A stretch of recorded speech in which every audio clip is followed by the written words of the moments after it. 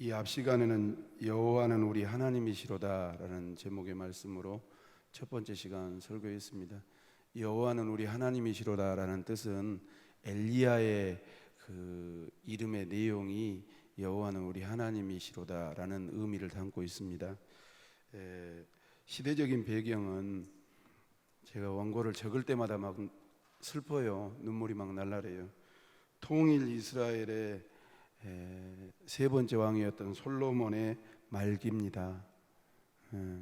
사람이 육체적으로 늙는데요, 영적인 것이나 또 하나님의 관계적인 것에 늙으면 안 돼요. 말기인데 말기 때의 영적인 상황과 또한 솔로몬이 죽은 이후에 일어났던 일들이 아주 격동의 변화가 일어납니다. 그것은 솔로몬 왕께서 살아생전에 해놓으셨던 삶의 결과물이었다라고 하나님은 말씀합니다. 살아있을 때 탁 네 나라를 쪼개버리고 싶은데 너가 아버지 다윗을 봐서 내가 참는 줄 알아라. 그리고 아시는 것처럼 르호보암이라고 하는 자기 후대가, 그러니까 혈통적인 후대가 두 지파를 거느리고 북이스라엘이 쪼개져서 여로보암을 중심으로 해서 이렇게 북이스라엘이 형성이 됩니다. 그런데 우리가 읽은 열왕기상 18장 말씀은 북이스라엘의 7번째 왕, 그러니까 여로보암 다음으로 6번째 왕이었던 아합 왕의 내용을 다루고 있는 말씀입니다. 아합은 성경에 기록하기를 여로보암의 죄를 따랐다고 했습니다. 그래서 이 앞 시간에는 여로보암은 어떤 사람인가에 대해서 공부를 했습니다. 그런데 그 이면에는 따라합시다. 크게 합시다. 솔로몬의 타락이 있었어요. 그 보이지 않는 뿌리 깊은 원인이 있었는데 솔로몬의 타락이 계속 그것을 증폭시키고 있는 거지요.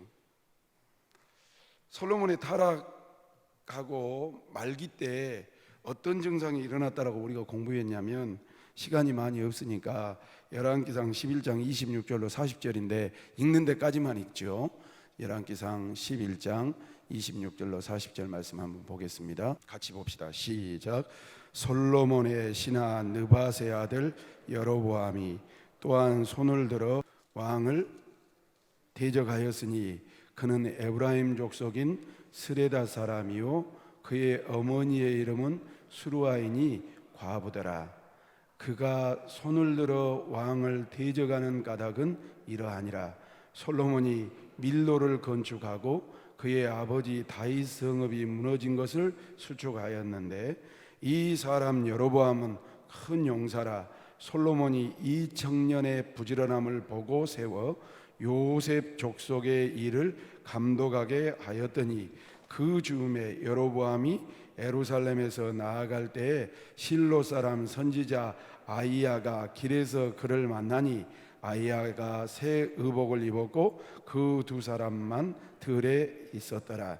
아히야가 자기의 입은 새 옷을 잡아 12조각으로 찢어 여로보암에게 이르되 너는 12조각을 가지라.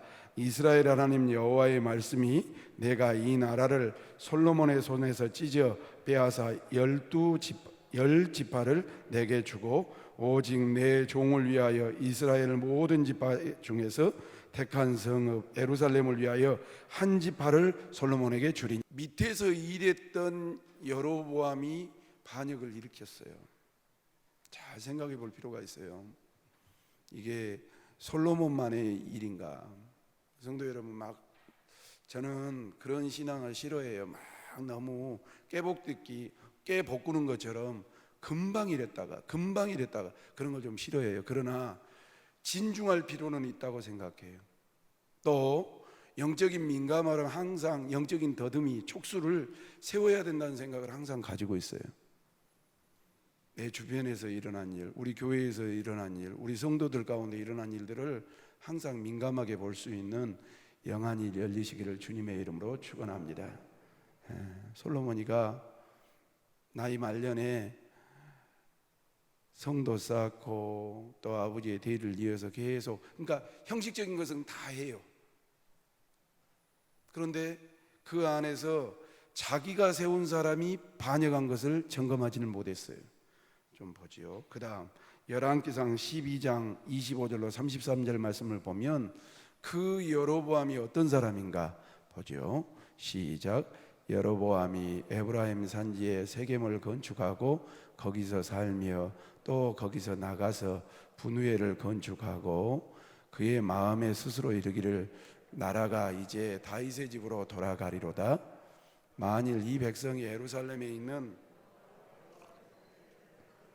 드리고자 하여 올라가면 이 백성의 마음이 유다 왕 된 그들의 주 르호보암에게로 돌아가서 나를 죽이고 유다 왕 르호보암에게로 돌아가리라 하고 한 절만 더요. 이에 계획하고 두 금송아지를 만들고 무리에게 말하기를 너희가 다시는 예루살렘에 올라갈 것이 없도다. 이스라엘아, 이는 너희를 애굽 땅에서 인도하여 올린 너희의 신들이라 하고, 이게 신앙 자체를요 봐보세요. 자기의 불안 심리와 열등의식도 돼요. 왜냐하면 혈통적인 후손이 아니거든요. 다윗, 솔로몬, 르호보암으로 가지 다윗, 솔로몬, 여로보암으로 간 것이 아니라고요. 그런데 아이야 선지자를 통해서 천조가리 10개를 찌질하래 가지고 하나님이 예언해 주신 일이 분명히 있는데 그 줄기를 안 잡아요. 잘 생각해 보셔야 돼요.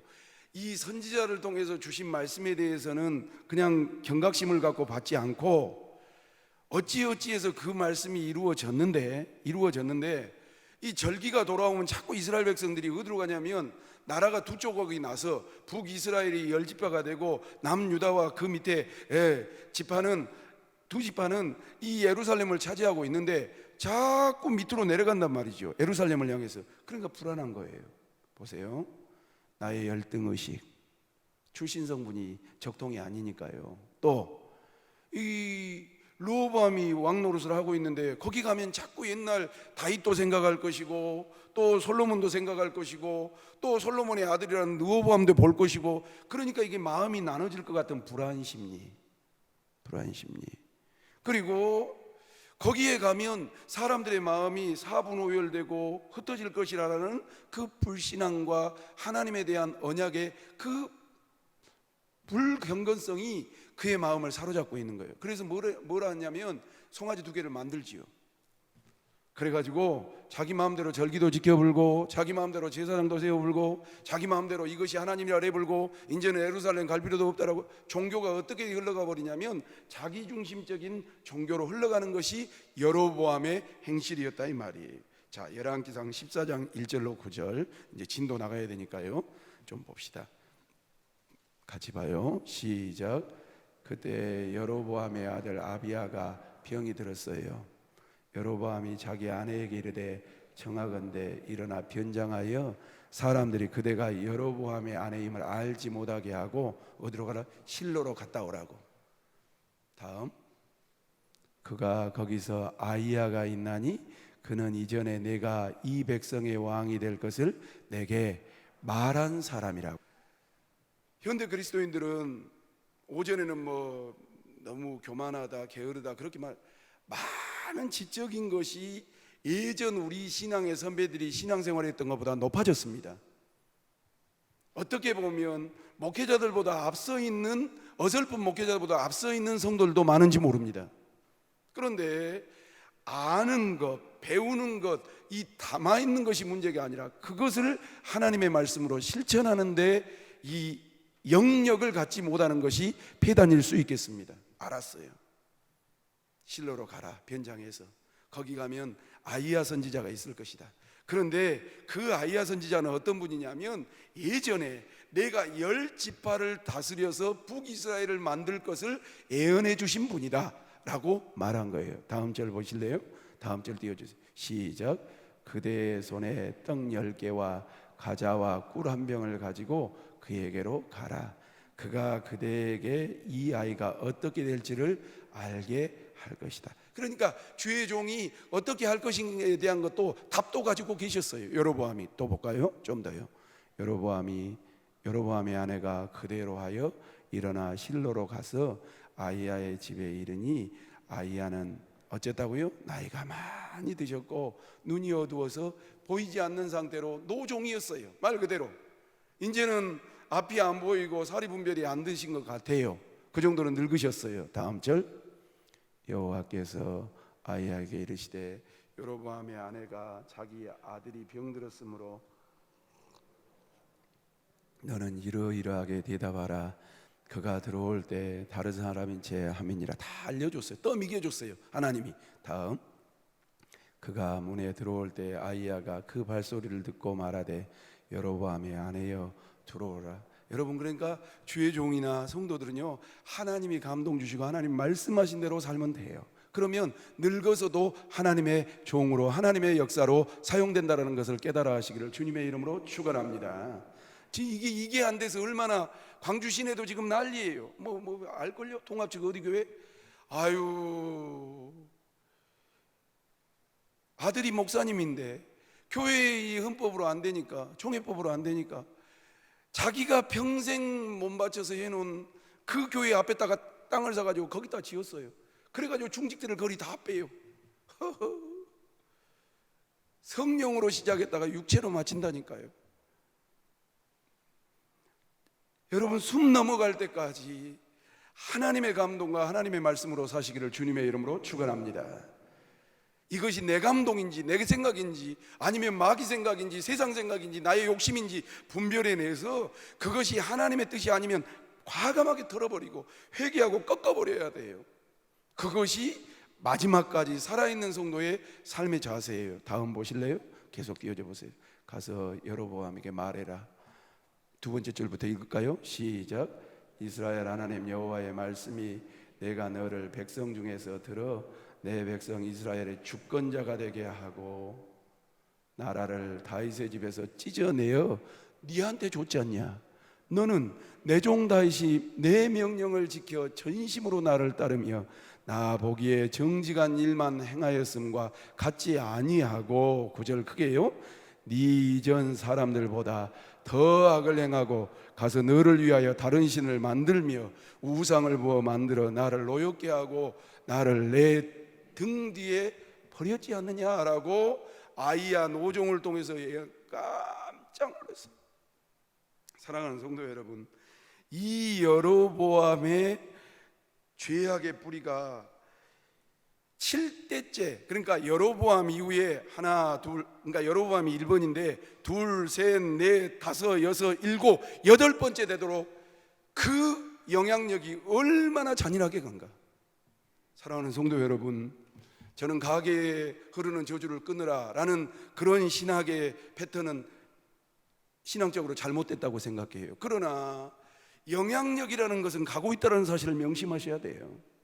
윗물이 맑아야 아랫물이 맑는 것처럼 부모의 신앙이 거의 대부분 자녀들에게 흘러가고 선조의 신앙과 기도가 후대들에게 흘러간다는 사실을 기억하고, 이것은 개인도 마찬가지, 가정도 마찬가지, 교회도 마찬가지, 여러분 다음 세대도 마찬가지. 우리 교회가 정말로 아름다운 신앙을 자자손손 전수하기 위해 힘쓸 수 있는 축복의 재단이 되시기를 주님의 이름으로 축원합니다.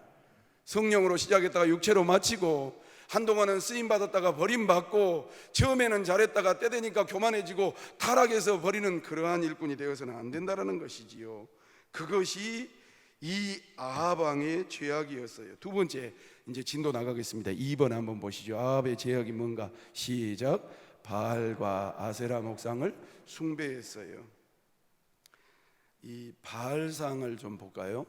바알상 좀 띄워줘 보세요. 이쪽 남자 창을 들고 있는 것은 바알입니다. 남신이에요. 그리고 아세라는 목상인데 여신이에요. 제가 설교 준비하면서 저것을 이제 적게 해서 집에서 만지작 거리면서 이렇게 경배하기도 하고, 크게 세워서 동상처럼 세워서 경배하기도 하고, 그렇게 신전에다가 크게 세우는 그런 그 당시에 고고학적인 문화가 있었거든요. 그런데 여러분 기독교를 잘 생각해 보세요. 지금 우리가 기도하는 것을 잘 생각해 볼 필요가 있어요. 바알상은 무엇을 추구하는 신이냐면 토지의 비호감과 생물의 번식을 주재한 고대 동방 여러 나라에서 숭배하던 우상. 쉽게 말하면 그 당시는 여러분 이 농경사회였단 말이지요. 잘 들어보세요. 그 당시는 농경사회였어요. 지금처럼 뭐 3D가 있고 4D가 있고 그런 것이 아니라 AI가 있고 그런 시대가 아니라 땅 파서 먹고 살았던 시대고 비가 와야 되고 물이 있어야 되는 그러한 시대였단 말이죠. 그러니까 토지의 비호감과 생물의 번식을 주재하는 고대 동방 여러 나라에서 숭배한 남신이었어요. 그리고 아세라상은 아까 목상이었잖아요. 우가리트 신화에 등장한 서아시아 여신인데 신들의 여왕으로 불리고 바알과 짝을 이루도록 한 풍요를 주는 신이라고 믿었어요.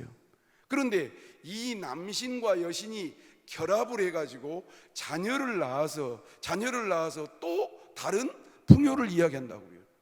저는 이 신에 대해서 이야기하면서 기독교와 바알과 아세라에 대한 것을 잘 생각해 봤다고요. 성도 여러분, 풍요를 우리가 안 구합니까? 번식을 안 구합니까? 그리고 최고의 신들의 여왕이라고는 최고에 대한 것을 우리가 꿈꾸지 않습니까? 우리는 아합이처럼 철저하게 여호와를 반역하는데 우상을 끌어들였다라는 부분을 잘 생각하실 필요가 있어요. 우리는 예수를 부르고 하나님을 부르면서 바알을 섬기고 있고 아세라를 섬기고 있지 않는가? 아니면 또 우리가 잘 아는 맘몬을 섬기고 있지는 않은가? 물질의 왕에 대해서, 신에 대해서 섬기고 있지 않은가? 자기 자신을 점검해 볼 필요가 있어요. 부르기는 누구를 부르냐면 예수를 불러요. 부르기는 누구를 부르냐면 하나님을 불러요. 그래 놓고 재물을 달라라고, 번식을 달라라고, 많은 수확을 달라라고, 비호감을 달라라고, 최고를 달라라고, 돈을 달라고 한다면 부르기는 하나님을 부르지만 내가 섬기는 하나님은 방금 여로보암이 말했던 것처럼 두 송아지를 세워놓고 이것이 애굽 땅에서 우리를 구원한 여호와니라, 이것에 절해야 되고 이제는 이스라엘로 예루살렘으로 갈 필요가 없다라는 그러한 것들이 우리 가운데 뿌리 내려 있다면, 성도 여러분, 그래서 하나님도 좋아요. 그러니까 성부, 성자, 성령이라면 성부님도 좋고 성령님도 좋지만 누구를 깊이 묵상해야 되냐면 성자 예수님을 깊이 묵상하시기를 주님의 이름으로 축원합니다. 삼위일체 하나님이시지만 성자께서 우리에게 보여주신 그 성품과 행실에 대한 것을 깊이 묵상하고 그분을 쫓아갈 필요가 있다라는 것이지요. 우리는 아합이처럼 철저하게 여호와를 반역하게 된 이유를 알 수 없지만 그 종교적인 부패에 촉매작용을 한 요인은 시돈 왕 엣바알의 딸이었던 그 유명한 이세벨을 아내로 맞이한 것을 찾을 수 있다는 사실이에요. 그런데 이세벨의 아버지 엣바알이란 그 아버지 이름이 무슨 뜻이냐면, 따라합시다. 바알과, 크게요, 바알과 함께한 자. 엣바알이라는 이름을 가졌는데 그분 이름 자체가 뭐라냐면 하나님과 함께하는 자가 아니라 바알과 함께하는 자라는 이름을 가지고 섬겼던 분이란 말이에요. 엣바알을 유대 역사가인 요세푸스에 따르면 그는 아스다로 신전의 제사장이었는데 히람의 후손이었던 펠레스 왕을 살해하고 왕위에 올라서 두로와 시돈을 32년간 다스렸다. 그러니까 제사장이었는데, 아스다로 신전의 제사장이었는데, 이방 신전이에요. 제사장이었는데 이 약한 펠레스 왕을 살해해버리고 왕위에 올라서 나중에 두로와 시돈도 다스리면서 이세벨의 아버지의 출신과 이름에서도 그녀가 아합과 북이스라엘이 어떤 종교적인 영향력을 미쳤는가를 충분히 알 수가 있다는 말이죠. 성도 여러분, 참 기도해야 돼요. 이런 설교하면 죄송해요, 부담스러우신 분들도 계시고 거부국스러운, 결혼을 잘 시켜야 돼요. 죄송해요. 어찌됐든 간에 혹시라도 안 믿는 사이나 안 믿는 며느리를 보더라도 이 하나님을 경외하는 사람으로 거듭날 수 있도록, 또 하나님을 경외하는 가정으로 회복되어질 수 있도록 눈물로 기도해서 복음 전도의 역사가 나타나시기를 예수님의 이름으로 축원합니다. 요즘은 특별히 그래요. 특별히 다 그래요. 왜냐하면 예전처럼 농경사회처럼 이게 산업사회만 돼도 괜찮아요. 그냥 왕래가 잦으면 괜찮은데 이제는 며느리나 시아버지나 시어머니를 못 오게 한단 말이지요. 그리고 나는 나고 니는 니처럼 그렇게 가정을 꾸린단 말이지요. 그리고 개인적인 프라이버시로 생각해 버린단 말이지요. 뭐 명절 때나 무슨 일이 있어서 모이는 것은 모이는 것이지만 평상시에 왕래하는 것 자체를 부담스럽게 여기고 거북스럽게 여기는 시대가 되었다는 거지요. 죄송하지만 그 안에서 무엇이 영향력을 미치고 있는지를 잘 모르는 부모님들과 선조들이 많아요. 성도 여러분, 부탁드립니다. 이세벨은 아합과 정략 결혼을 한 후에 바알 선지자들을 우대한 한편 여호와 선지자들을 몰살시키려고 했어요. 그들은 바알의 숭배를 거부하는 하나님의 선지자들을 가차없이 잡아 죽였어요. 조금 이것을 너무 이세벨 이야기하니까 이상하게 보이죠. 조금 바꿔볼게요. 이세벨은 아합 왕과 정략적으로 결혼한 후에, 이것을 우리로 따지면 아니 그래도 집안이 좋으니까, 아니 정정도는 그래도 우리 집안에 들어와야 되니까 얼마든지 적용해 볼 수 있다고요. 바알 선지자를 우대하는 한편, 아니 그 가정을 보니까 불교적인 색채들하고 유교적인 색채들하고 조금 종교가 다르긴 하지만 나름대로 뭐가 있더라고. 극단적인 이야기는 안 하지만 그 영향권 안에 들어가 있는 사람들이 있다는 거지요. 그러면 어떻게 하냐? 여호와의 선지자들을 몰살시켰어요. 주의 종을 모시, 아예 목사가 뭐다요? 주일날이 뭐다요? 아따 왜 11조를 해? 교회 가서 봉사하면 맨날 댓글 너무 많이 보지 마세요. 저도 한동안 댓글 많이 봤어요. 그러니까 내 머릿속에도 막 그냥 교회는 죽일 놈이고, 지금도 뉴스 들어보면 경기도 어디 뭐 안양인가 의왕인가 그쪽에서 확진자가, 댓글 봐보세요. 얼마나 추접스러운 이야기, 믿음 없는 소리예요. 교회는 죽일 때고 목사는 때려 죽일 놈. 사랑하는 성도 여러분, 그들은 바알 숭배를 거부하는 하나님의 선지자를 가차없이 잡아 죽였어요. 이게 이세벨의 가정, 아합의 가정에만 있을까요? 주의 종을 무시하고요, 인정하지 않고요, 하나님의 종을 말살시키고요, 신앙을 깨뜨리고요, 우상을 심어놓고요, 우상 앞에 절하게 하고요, 그리고 하나님의 뜻에 대해서 거부하게 하는 우리 우대들이 얼마나 많은가. 그러다 보니까 점점 시대가 어두울 수밖에 없지요. 어찌됐든지 간에 오늘 우리가 오전에 찬양했던 것처럼 빛과 어둠 사이에서 치열하게 전쟁하여서 여호와의 빛으로 세상을 밝힐 수 있는, 어둠을 물리칠 수 있는 우리 모두가 될 수 있기를 주님의 이름으로 축원합니다. 형편과 처지를 잘 알지 못하지만 여러분들이 그 모습을 품고 기도해야 되지 않겠습니까? 오늘 아합의 두 번째 제약은 무엇이었냐면 바알과 아세라를 받아들였어요. 그리고 섬겼어요. 그것을 장려했어요. 정책적으로. 혹시라도 우리는 그러지 않지만 그러한 부분들이 우리 삶의 현장에 있다면 꼭 분별해내셔서, 좀 표현이 이상해요, 예수 그리스도의 복음의 권능으로 이겨먹으시기를 주님의 이름으로 축원합니다. 세 번째로 보시죠. 3번 읽어봅시다. 시작. 사마리아에 건축한 사당 안에 바알을 위하여 단을 쌓고, 성경은 이제 본격적으로 해요. 16장 32절 말씀을 보니까 이렇게 나옵니다. 사마리아에 건축한 바알의 신전 안에 바알을 위하여 제단을 쌓았다고. 아까 말씀드렸던 것처럼 바알은 가나안인들의 주신으로서 적당히 비를 내려서 농작물의 풍요를 가져두는 풍요의 신으로 섬겼고, 아세라는 고대 샘종 여신으로서 가나안인들을 그것을 다산의 여신으로, 행복의 여신으로, 바다의 여신으로, 또 신중의 최고 여자 중의 신으로 숭배했단 말이죠. 아합은 이세벨의 도움으로 북이스라엘 수도인 사마리아를 바알과 아세라 숭배의 중심지로 만들려고 그랬어요. 심지어 그는 바알 숭배를 북이스라엘의 공식 국교로 도입하려고 그랬어요. 여러분 어떻게 생각하세요? 한 사람이 잘못된, 한 가정이 잘못된 영향, 한 여자의 이 잘못된 영향을 받으니까요, 사람이 파괴되지요. 가정이 우상단지가 되죠. 또 제가 주석을 더 뒤져보니까 어떻게 나오냐면 신전 안에다가 자기 집을 놔뒀어요. 그러니까 큰 궁궐을 만들어 놓고 거기다가 신도 모셔놓고 자기도 같이 산 거예요.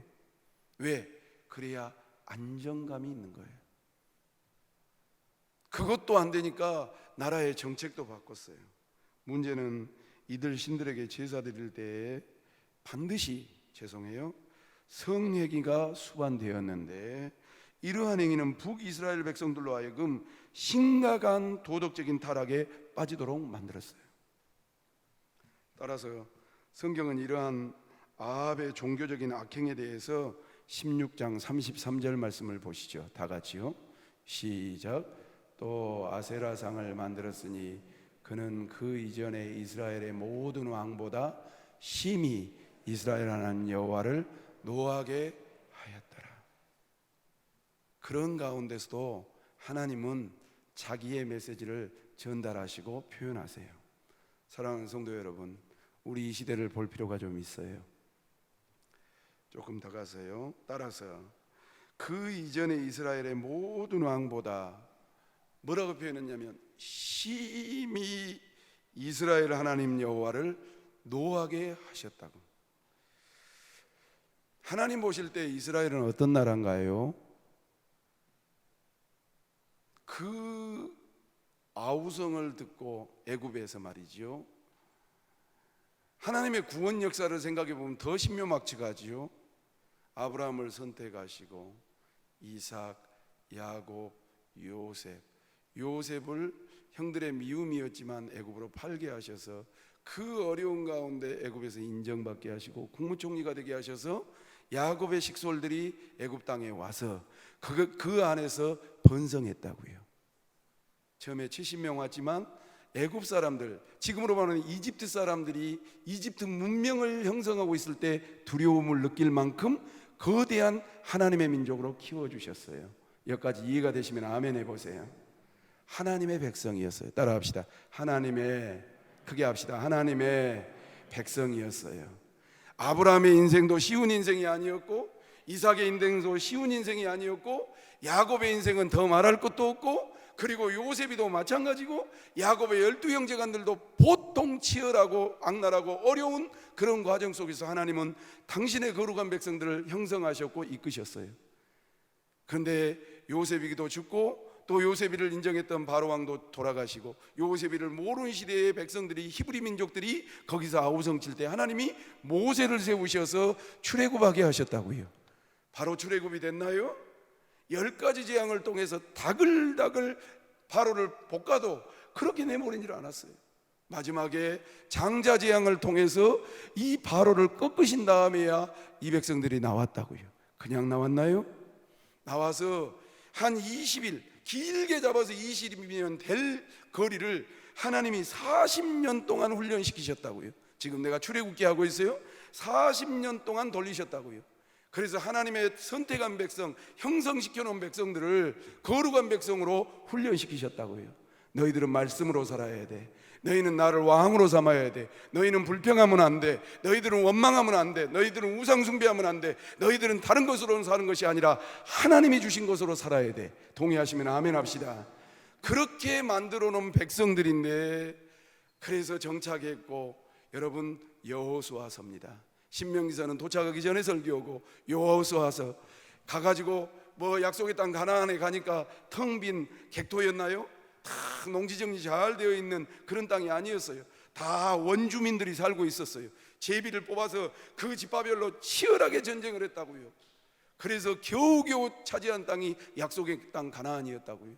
그리고 그 가나안 땅에서 하나님 섬기는데 최선을 다했고, 하나님의 도우심으로 사사를 세우셨고 왕정시대를 이끄셨고, 그렇게 만들어 놓은 백성인데 하나님 보실 때는 하나님의 열심으로 거룩한 나라요, 하나님의 백성이요 하나님의 통치를 인정시켜 놓은 그 나라인데, 이 아합 한 놈이, 성도 여러분, 저도 마찬가지고 우리 교회도 마찬가지고요. 절 잘 보세요. 절 잘 보세요. 우리 교회가 그냥 왔나요? 40년 동안 하나님의 놀라우신 섭리와 간섭으로 이 자리까지 오게 된 줄로 믿습니다. 크게 아멘 좀 합시다. 나까지 것이 뭐라고 해코지를 해요? 나까지 것이 무엇이라고 그 하나님의 열심, 하나님의 사람들, 하나님의 헌신을 파괴해요. 죄송해요. 걸림돌이 될 것 같으면 가세요. 하나님의 나라, 하나님의 백성, 하나님의 통치권을 해파할 것 같은 이 이세벨과 아합을 생각할 때 하나님께서 그 어느 누구보다도 여호와를 노하게 하시는 왕이었다라고 평가하고 있어요. 아합은 북이스라엘의 수도인 사마리아를 바알 숭배의 온상지로 만들었어요. 그는 마치 북이스라엘의 여호와의 신앙을 멸절하기 위해서 태어난 악의 화신과 같이 권력을 내세워서 극악한 종교의 정책을 펼쳤어요. 그렇다면 그 시대의 북이스라엘 백성들은 어떠했을까요? 아합만 그랬나요? 오늘 본문 읽어보면요, 엘리야가 너희는 여호와 하나님을 선택할 것이냐, 아니면 이 바알과 아세라를 섬기는 신들을 선택할 것이냐 라고 말하니까 한마디도 안 했어요. 둘 중에 서라 그러니까 한마디도 안 했어요. 이런 걸 보면 왕이나 백성들이나 별반 다를 것이 하나도 없었어요. 백성들도 한 통속이 되어서 하나님의 말씀을 귀담아 듣지 않았어요. 16장 34절 말씀을 다 같이 보겠습니다. 시작. 그 시대에 베델 사람 히엘이 여리고를 건축하였는데 맏아들 아비람을 잃었고 그 성문을 세울 때 막내 아들 수굽을 잃었으니 여호와께서 눈의 아들 여호수아를 통하여 하신 말씀과 같이 되었더라. 그냥 여러분들은 성경으로 읽으시겠죠?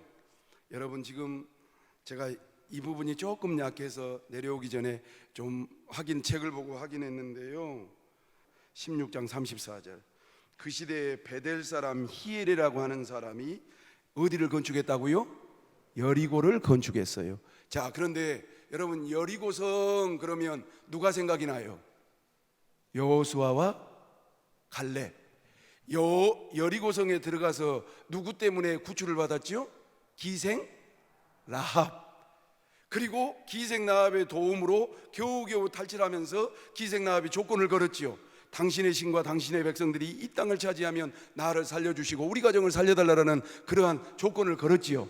그러니까 여호수아와 갈렙이 살려준 보답으로 그렇게 하겠습니다라고 대답을 했었죠. 여기까지 이해가 되시면 아멘 해보세요. 그 약속을 맺고 떠나왔거든요. 그런데 그가 그 터를 쌓을 때 이 히엘이라고 하는 사람이 이 여리고를 건축한다고 다시 이 아합의 명을 받아서 할 때 맏아들 누가 잃었다고요? 아이람을 잃었고 아비람을 잃었고 그럼 큰 놈을 잃은 거예요. 또 그 성을 세울 때 누구를요? 막내 아들 수굽을 잃었으니 여호와께서 눈의 아들 여호수아를 통해서 하신 말씀과 같았더라 했는데, 원래 조금 더 지력을 날카롭게 해보세요. 원래 베냐민 지파에 해당된 땅이 여리고예요. 그런데 북이스라엘 10지파가 반란을 일으켜서 이 남북으로 갈라질 때 북이스라엘 땅에 속하게 되었다고요. 여리고 땅이. 이후에 북왕국이 형성되면서 국경 성읍이 여리고가 됐단 말이지요. 남쪽과 북쪽이 갈라질 때 경계선이 여리고가 되었단 말이죠. 그래서 북쪽으로 올라가는 성읍이 여리고가 됐단 말이죠. 아마도 아합은 이 여리고 성읍을 재건함으로 요단강을 가로지르는 길목을 장악하려고 생각을 하고, 그리고 히엘이라는 사람을 통해서 건축을 지시해 가지고 사역 책임자로 임명했단 말이지요. 그런데 아니 남쪽하고 북쪽하고 갈라졌는데 여리고가 관문이 되고 그것을 성을 짓는데 왜 여리고 성을 쌓는데 이렇게 큰아들도 잊어버리고 막내아들도 잃어버렸냐? 뭐 이 눈의 아들 여호수아의 이름은 무슨 뜻이냐 할 때 여호수아로 가보셔야 돼요. 여호수아 6장 26절 화면 한번 보세요. 봐보세요. 시작. 여호수아가 그때 맹세하게 하여 이르되 누구든지 일어나서 이 여리고성을 건축하는 자는 여호와 앞에서 저주를 받을 것이라.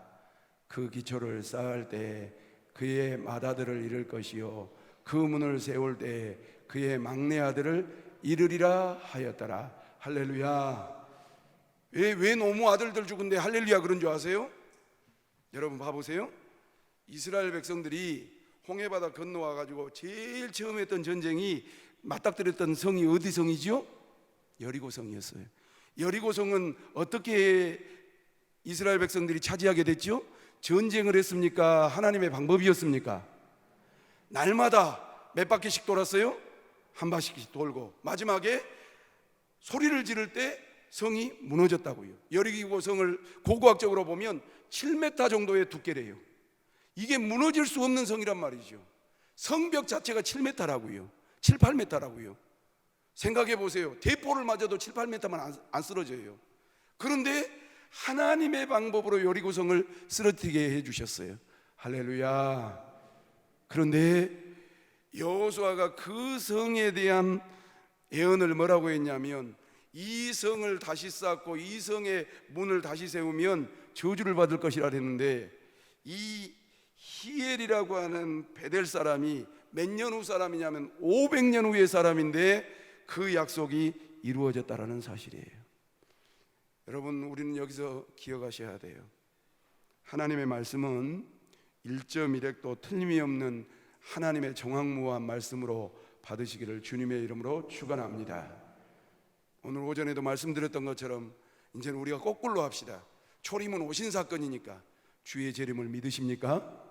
다시 오실 주의 재림을 믿으시기를 예수님의 이름으로 축원합니다. 여러분 주님께서 심판하신다는 것을 믿으십니까? 그 심판을 의식하고 사시기를 예수님의 이름으로 축복합니다. 여러분 정말로 성령의 역사를 통해서 우리가 죽는 순간 우리의 영혼은 천국으로 갈 것을 믿고 사시기를 주님의 이름으로 소망합니다. 500년이 지난 후에 히엘이라고 하는 베델 사람이 여리고를 건축하였는데 그가 그 터를 쌓을 때에 맏아들 아비람을 잃었고 그 성문을 세울 때 막내 아들 수굽을 잃었으니 여호와께서 눈의 아들 여호수아를 통하여 하신 말씀과 같이 되었도다. 아멘 합시다.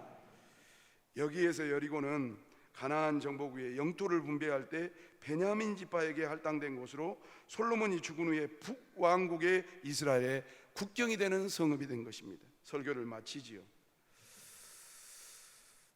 우리는 지금 아합의 죄악을 세 가지로 살펴보았습니다. 첫 번째로는 아합이 여로보암의 죄를 다룰 뿐만 아니라 따를 뿐만 아니라 오히려 소홀히 여겼다. 하나님의 신앙에 대해서 소홀히 여겼다. 두 번째로 종교적인 악행으로 바알과 아세라 신을 장려하고 섬겼다. 세 번째로 사당 안에다가 바알의 단을 쌓고 아세라 목상을 쌓은 후에 거기서 경배했다.